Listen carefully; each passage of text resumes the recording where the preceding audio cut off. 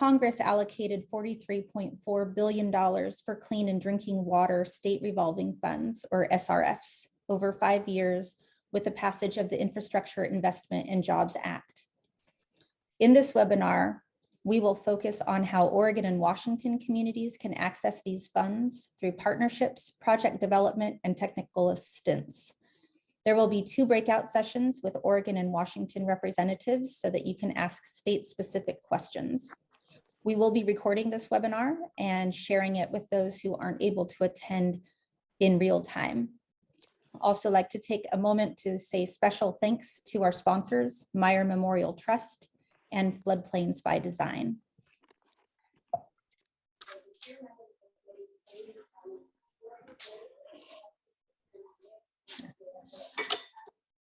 So just a quick look at our agenda. We'll do a land acknowledgement, and we'll do an introduction of our speakers. And we'll go into our breakout rooms, and then we'll do our wrap up and closing remarks. And this land acknowledgement is actually specific to Oregon, so I apologize to our Washington representatives. So we acknowledge that the Willamette River runs through the ancestral homelands, traditional village sites, and gathering areas of the Cayuse, Chinook, Clackamas, Cowlitz, Kalapuya, Cathlamet, Molalla, Multnomah, Numu, Tualatin, Wasco, Rishram, Willamette, Tumwater, and other tribes and bands of the Willamette Rivers. We want to recognize that the Willamette Valley today is a region of many diverse Native peoples who continue to live and work here.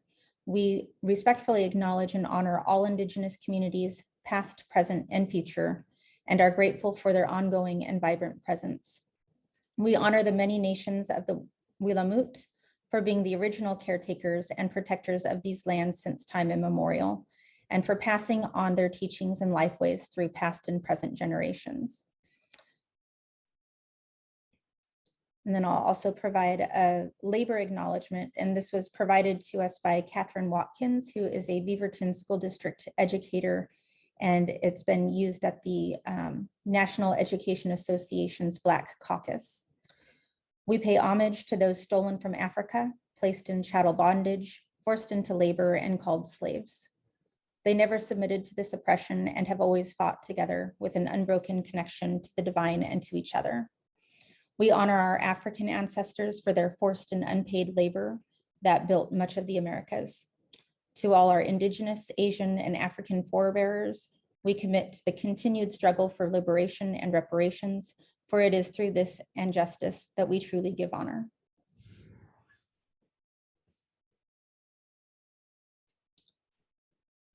And now I'd like to take a moment to introduce our first speaker. Her name is Ashley Lucht. She is the Associate Director with the State Revolving Funds Solution Team at Quantified Ventures. Ashley brings nearly 20 years of experience working with small municipalities on a variety of infrastructure investment projects. Much of her career has been spent in Vermont's Drinking Water State Revolving Loan Fund, helping small volunteer municipal governing bodies develop their managerial and financial capacity. She focused specifically on budgeting and using rate analysis in addition to calculating non-revenue water and how to address it. Most recently, Ashley's work with Vermont Bond Bank brought her back to many of those same municipalities as they sought access to capital markets to finance their infrastructure projects. She continued to advise municipalities on budgeting and user rates, in addition to strategizing on long-term funding plans to achieve their capital planning goals. Prior to her tenure in public service, Ashley worked as a driller's helper on subsurface site investigations using a hollow stem auger and geoprobe combined drill rig. She also did hazardous waste cleanup on sites throughout New England, and we are extremely grateful to have her time this morning. And so I'd like to introduce Ashley to you all now. Thank you, Tana.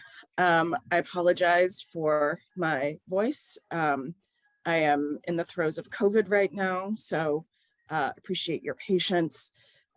So I am part of a team of former state revolving fund directors from around the country who have come together to provide expertise in accessing the state revolving loan funds to help borrowers fund green stormwater and natural infrastructure projects. Next slide.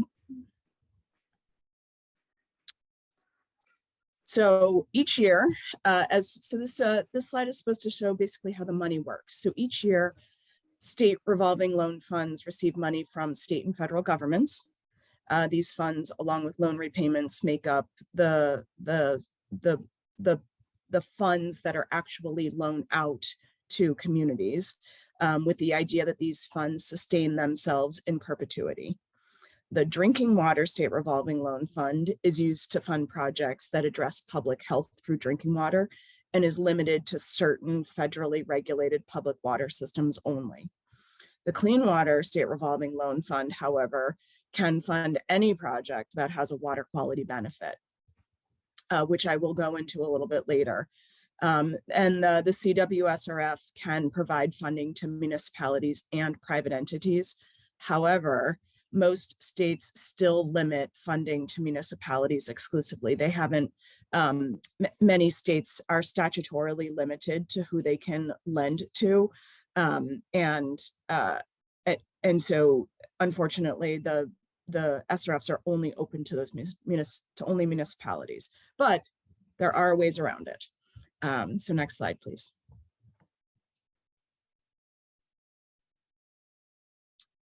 Thank you. So recent updates to the Clean Water State Revolving Loan Fund allows for a wide range of eligibilities that have a water quality benefit, as you can see listed here.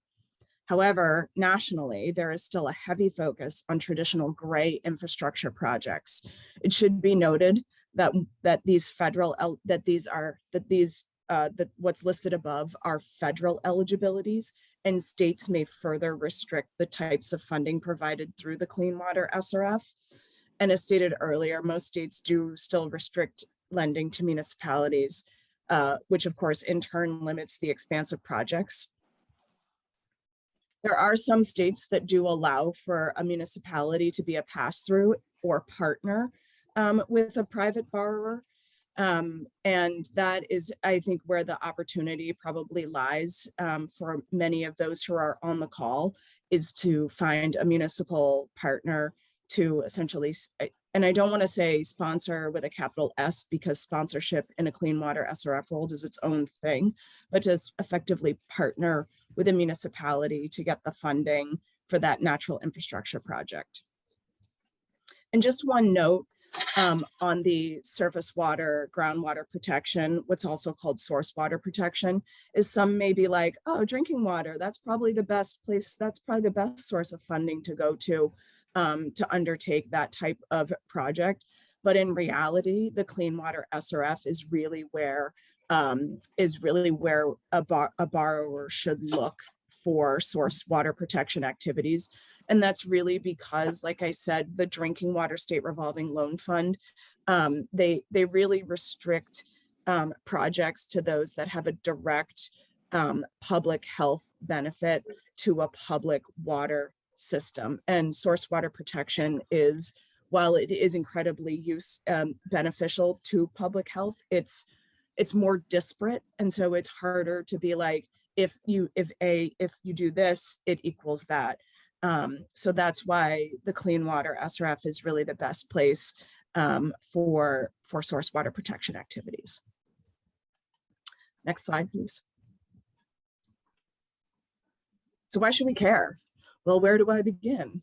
So the benefit, the lovely thing about the SRFs, like I've said, is that there's a wide range of eligibilities. They also come with incredibly flexible funding terms. They are statutorily required to be below market rate. They have generous loan terms, loan payback, start of the loan payback start date is often tied to project closeout, so you don't have to start paying it back right away. And there's almost always some level of forgiveness or subsidy associated with these loans, in addition to them being sub-market or below market rates, which means they're already subsidized. Also, as you can see by the Scrooge McDuck pile of money there, that represents states and their SRF programs. Is essentially states are sitting on just piles and piles of money that are very difficult to, there are just not enough projects to get them. Be tied to the historical gravesite, not tied to like a. Lost my train of thought there for a sec. So many states have trouble spending all of the money that they have in their fund every year, and so that frankly is piles of money. Yes, piles of money. And that is even before the bipartisan infrastructure law came through, which just sort of added like piles and piles of more money on top of the piles of money that exist. So that really provides an opportunity for those of you in the audience to think about advocating for other uses of the SRF aside from the traditional gray infrastructure projects. And kind of that's what Quantified Ventures is. That's what we're looking to help communities or borrowers do, is learn how to speak to state revolving loan programs, look at the intended use plan, kind of figure out how to get their projects noticed and then funded. Next slide, please.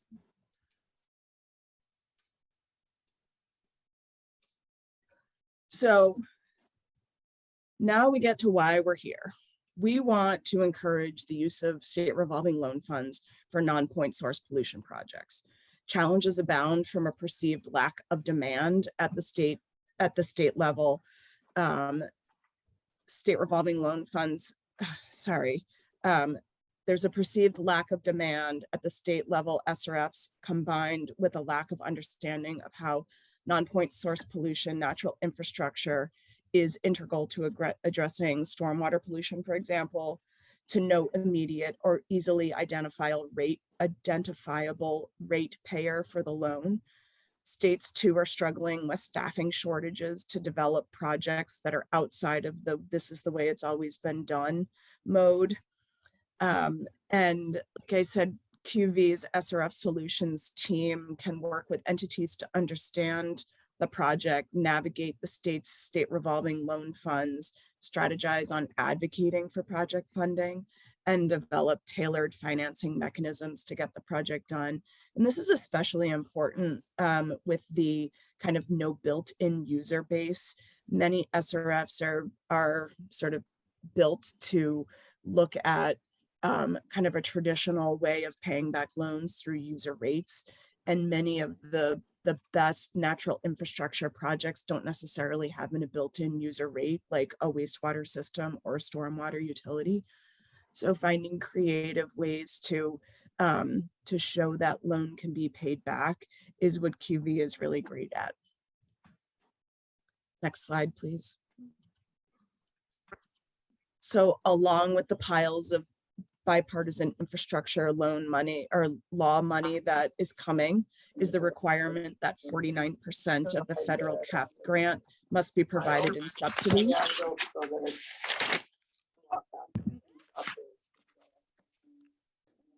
AKA forgiveness. States have the ultimate discretion within these 4 categories on how to distribute that subsidy. Unfortunately, most states likely continue to subsidize the types of projects that have always received it, i.e. stormwater. But really I'm talking about traditional stormwater projects like combined sewer overflow, not the fun green stormwater infrastructure or natural infrastructure project ones that, like those of you who are on the phone are interested, or on the call are interested in undertaking. But like I said, or as seen on the screen, the additional subsidy as part of the bill can be distributed based on affordability criteria, which is outlined, in which each state has discretion on how they want to determine affordability. They can provide it to stormwater projects. They can also provide it to energy or water efficiency projects. And then anything else considered sustainable. Next slide, please. So I think the ultimate question is like, how do these projects get funded? And what this slide is basically showing you is like the general overview of how a state's intended use plan cycle goes. And what the intended use plan does is it's how a state intends to spend that pile of money that it gets from the federal government, from the state match, and from revolved funds, how it plans to spend that money every year. And it's part of the public, there is a public process that that is built into the intended use plan cycle. That is where borrowers can advocate for priority ranking for some of your natural infrastructure projects, for use of subsidy to go towards natural infrastructure projects. And it's really useful. It's important to understand the cycle in order to get your projects funded.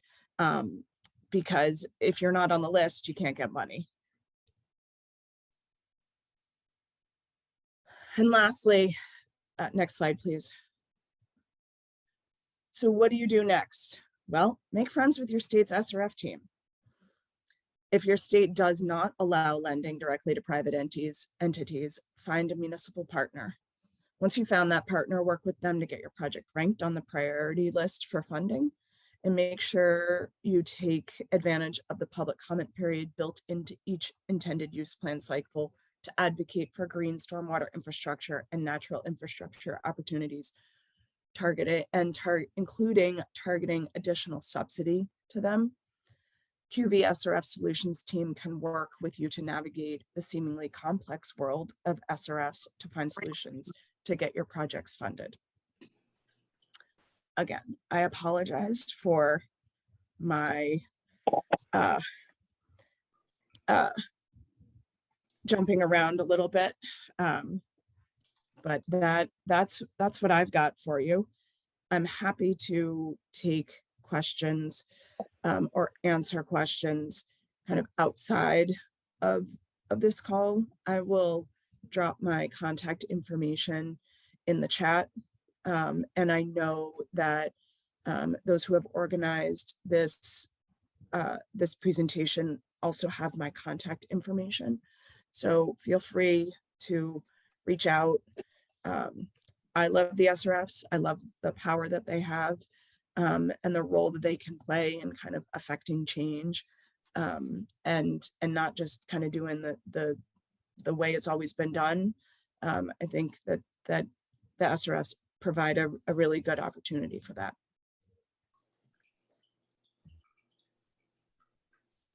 Thank you so much, Ashley. As I said in the chat, no apologies. You were amazing, especially with COVID, exceptional. Welcome, everyone. My colleague, Alan, is going to put up 2 buttons for states, Washington and Oregon. We are also seeing that there are some folks from other places and wanted to make some space if you in particular had any questions. But no, to just please select either Oregon or Washington. They'll be equally good. And I'm so curious to see how Ryan and Jeff, you're going to manage the piles of money conversations to come. I love that, Ashley. Alan, are you close to ready with breakout room choices? Yes, I am. Lizzie had mentioned like maybe given a moment if anyone has any questions, but if we're ready, I can hit the button now. And if I may, I would love to know, Ashley, we have many colleagues on the line from across the United States and may not benefit from the insights that Ryan and Jeff are going to offer us. And I'm curious, from your opinion, what's the best way for our colleagues to access this new funding opportunity with piles of money sitting on the sideline for them to allocate this towards new green and gray infrastructure projects? Do you have any recommendations for those on the line? Certainly familiar. I mean, it's going to seem daunting, but you could familiarize yourself with the intended use plan, but that may seem like foreign language to you. But that's where, I mean, frankly, not to sort of toot our own horn, but that's where the SRF solutions team at Quantified Ventures comes in, is we know how to read these intended use plans. We know, we frankly know many of the SRF directors throughout the state, and we can work with you to advocate for your projects. I know I sent a one pager about the SRF solutions team to the organizing team, that they'll be sending that packet of information at the end with all of the slides, I'm presuming. And so our contact information will be in there if as you kind of go down these roads. And Is if that helpful, Lizzie? That's really helpful. And if Okay. I may, one other thing I want to make sure we make clear across our participants here, we have many different sectors participating. Some are utilities, some are nonprofits and conservation partners. Do you have any suggestions before we do deep dives into Oregon and Washington for how best to each of these sectors can access these types of funds, or any recommendations on that front? So again, this is very state specific because there are only a handful of states that allow direct lending to these private entities specifically.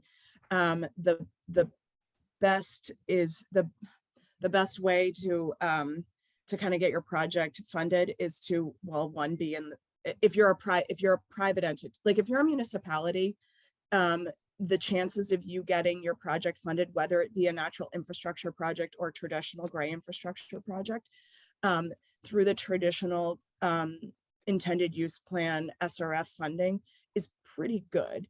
I mean, some states have better priority ranking for natural infrastructure projects than others, but I would say if you're a municipality, again, given these piles of money, the chances of your project getting funded are pretty good. If you're a private entity trying to get your project funded in a state that doesn't provide funding directly to private entities, then partnering with a municipality is your best chance of doing that, short of hard advocacy to get rules changed. But sometimes those rules are at the state level, the statutory level, and getting those rules changed is really a lengthy process. So finding a willing municipality is really the best course of action.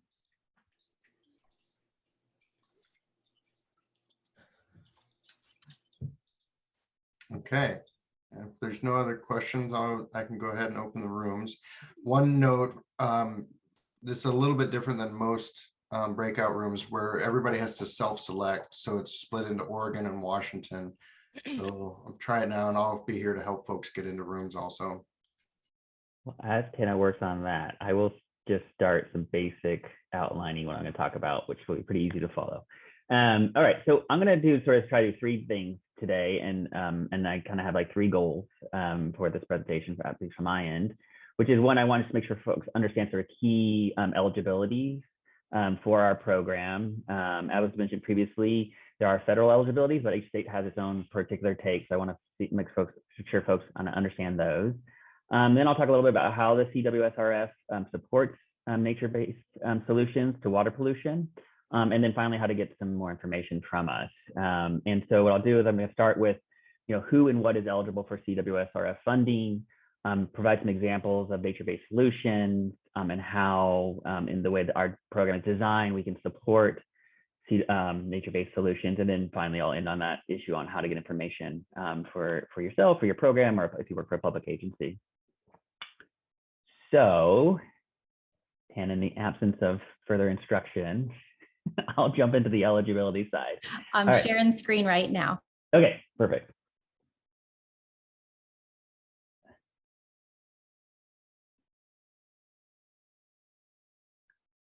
Awesome. So let's go to the one that starts with eligibilities, which is the fourth slide. Yeah, perfect. Okay, so I think of eligibility, and by the way, I've dropped the PDF of these slides in the chat. So if you want your own version, you can follow along that way as well. So I think of eligibility as sort of the easy way to remember is 3 Ps: public agency, pollution, and planning document.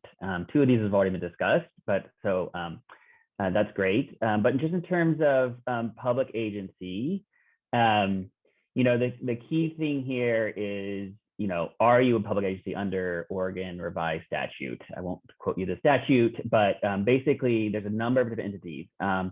You know, you heard Ashley say previously municipalities, and sometimes municipalities use interchangeably with public agency, but obviously in legal terms, that actually is true, but perhaps in common parlance, we don't use those necessarily the same way. So incorporated cities, definitely, counties, school districts, federally recognized tribes, special districts of various kinds, as well as intergovernmental entities. All those are public entities, agencies rather, and those are our primary source of funding.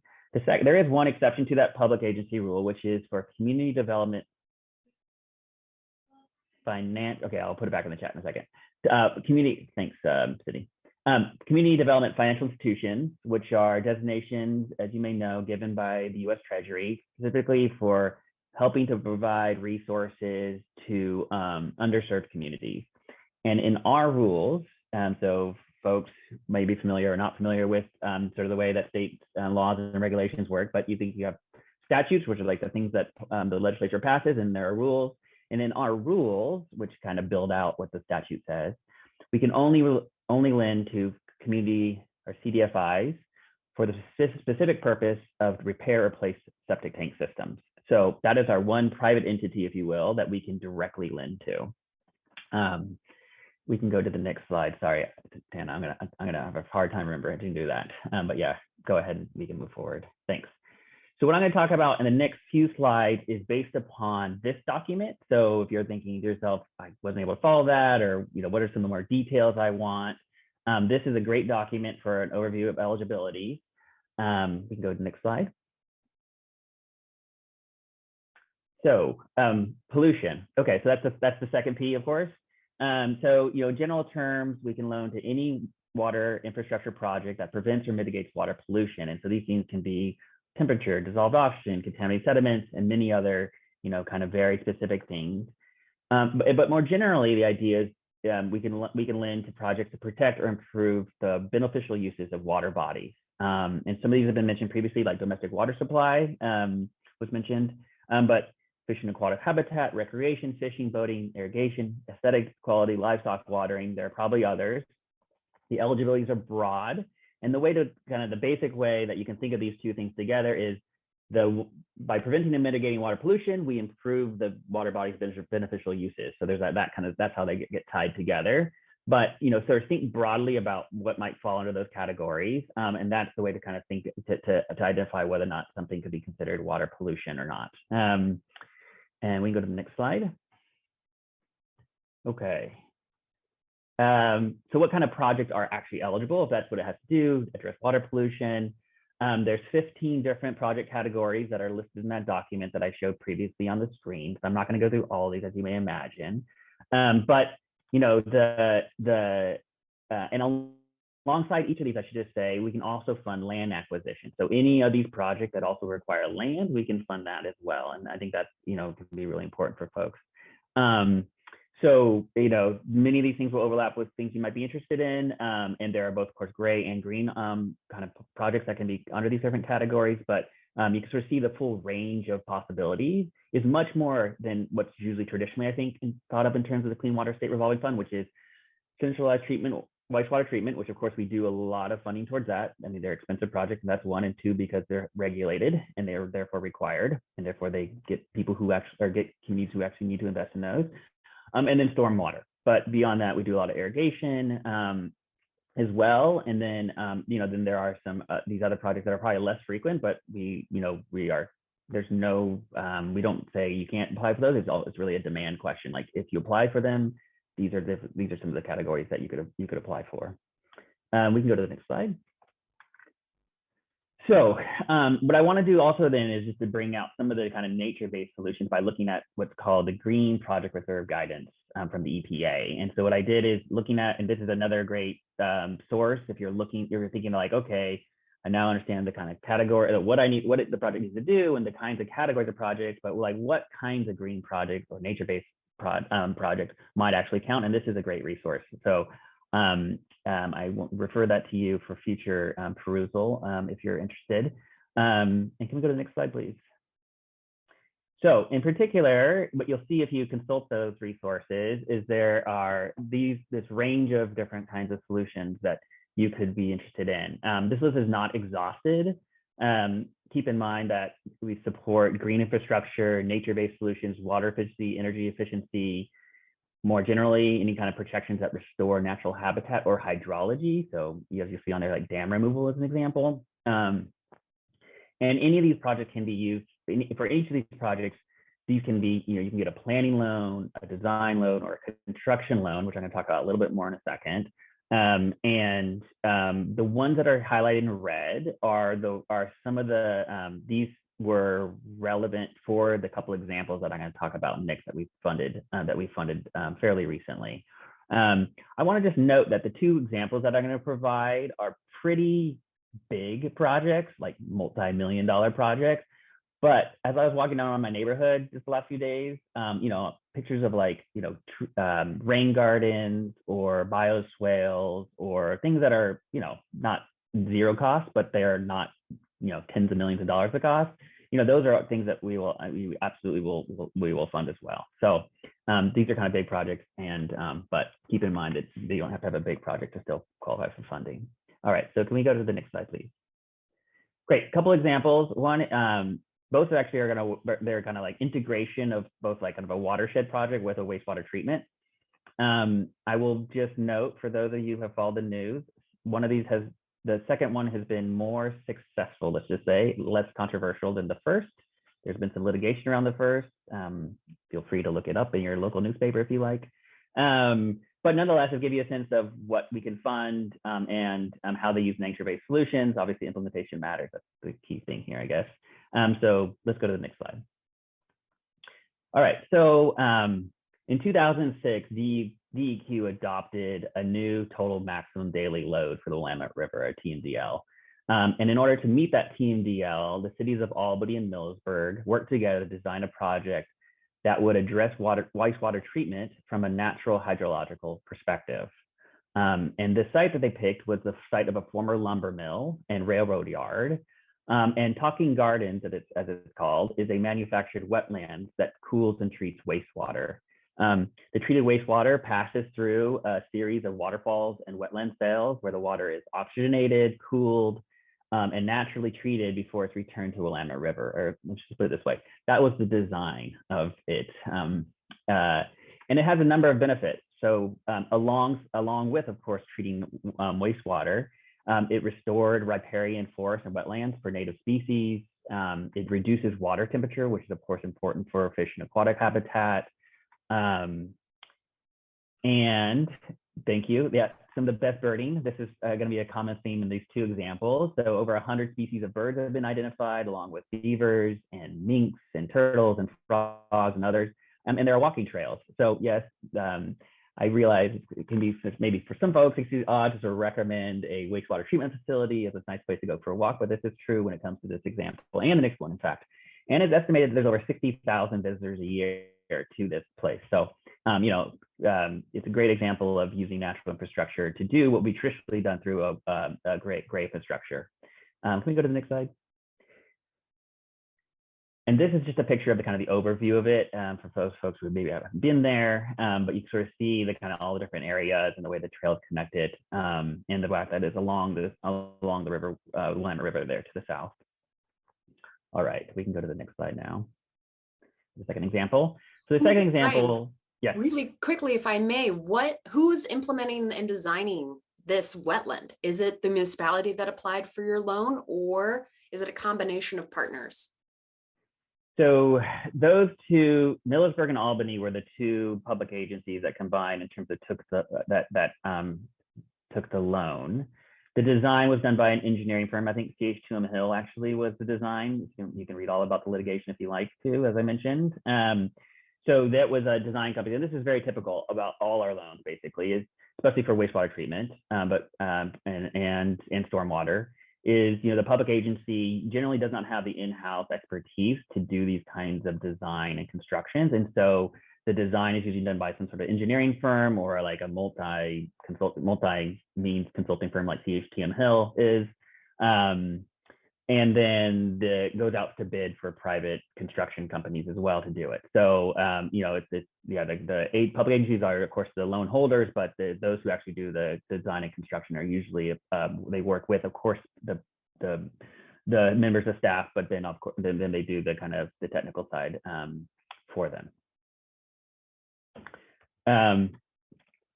Okay, so the second one, so this Prineville, the Crooked Rivers Wetlands, actually has won numerous awards, both from EPA and a number of different other agencies for its innovative environmental design.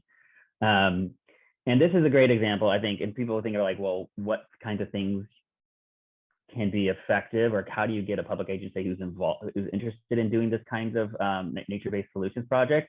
Very quickly you'll understand why this was the preferred solution, and it wasn't simply because there's environmental benefits to doing so. So in 2005, Prineville identified that they needed to upgrade their wastewater treatment facility, and to do a traditional gray infrastructure, it was going to cost them about $62 million in initial construction, along with, of course, ongoing chemical and electrical costs.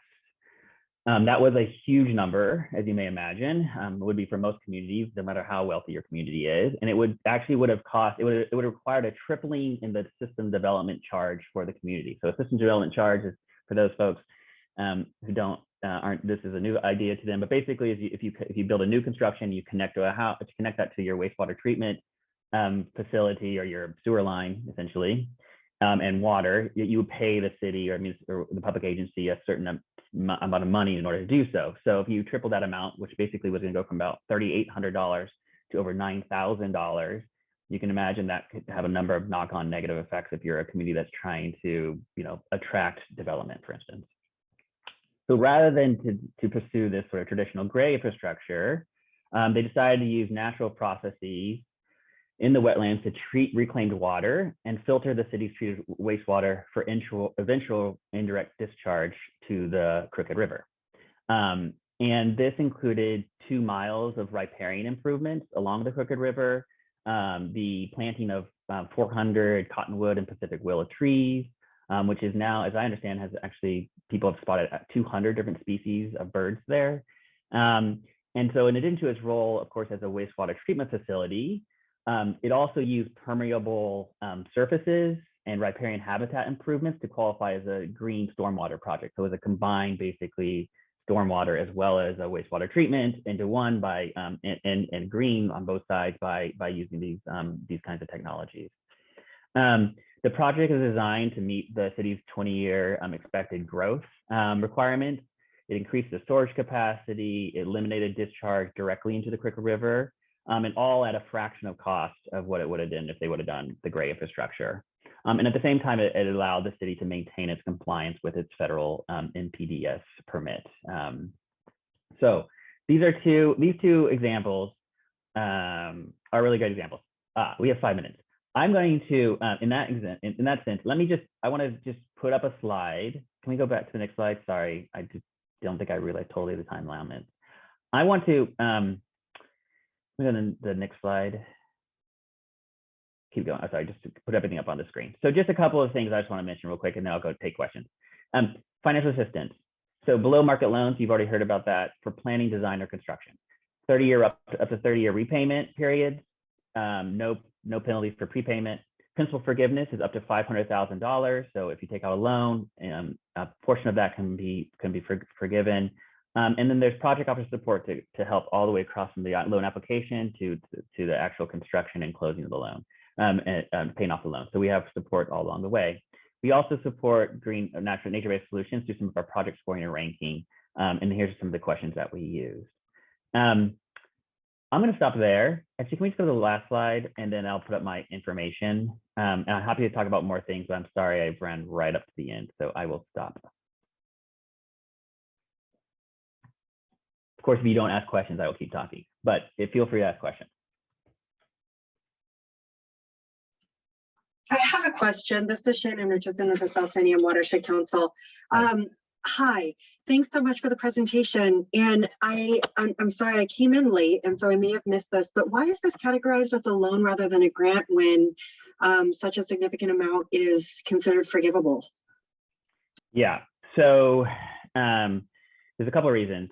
One is obviously they overlap in the sense that they're both free money. There are differences in the way, two things. One, in terms of the way that it's treated for administrative purposes is really important because grants are subject to additional auditing requirements. And so it's actually oftentimes easier on agencies to receive a loan forgiveness than it is a grant because they're federal monies.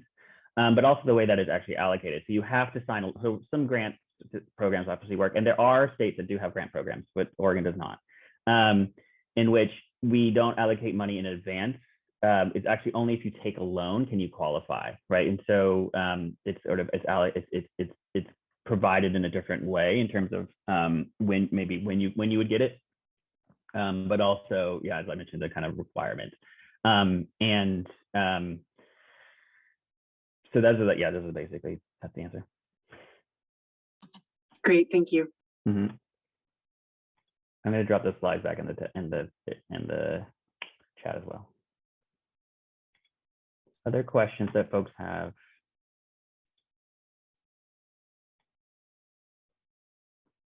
Lizzie, you wanted to facilitate the conversation, sorry. No, this is great, Ryan. I was just going to say we have a lot of watershed councils, land trusts on the call, Yeah. as well as some utilities. Yeah.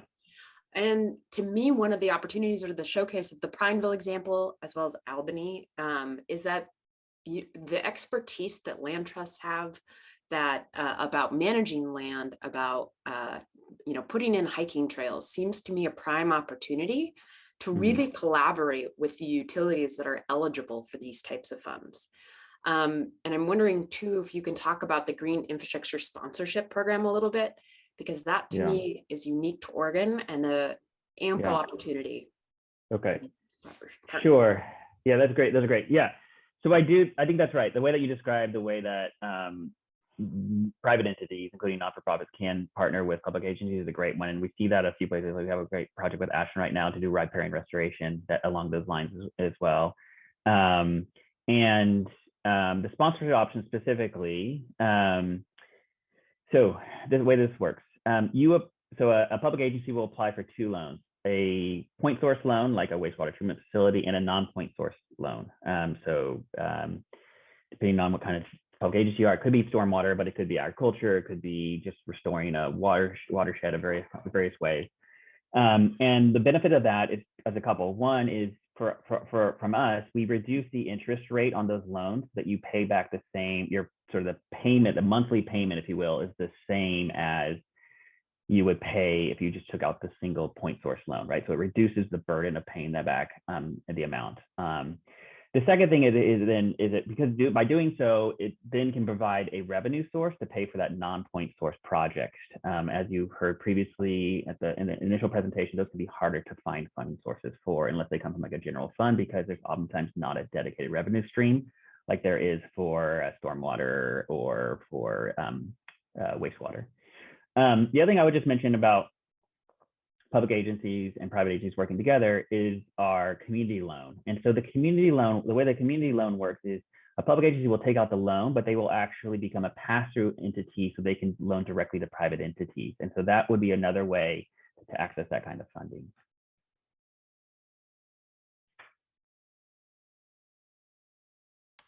Thank you, Ryan, and thanks for dropping in your slides. And hopefully anyone else who has maybe follow-up questions can email you directly. But my hope out of this is that we all start to access those piles and piles of money that Oregon DEQ has and that it's spent.